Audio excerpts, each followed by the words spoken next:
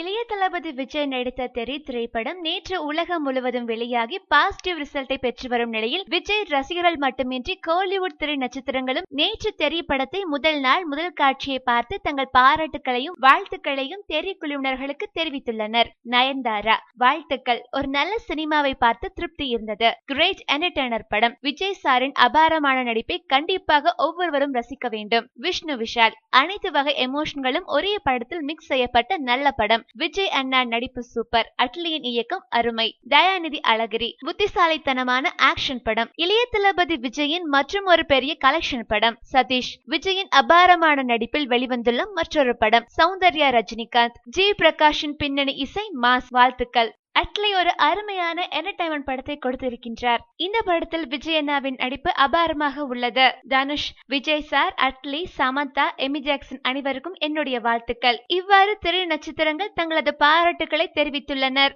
மேலும் சினிமா செய்திகளை உடனுக்குடன் தெரிந்து கொள்ள கீழே உள்ள சப்ஸ்கிரைப் பட்டனை அழுத்தவும்.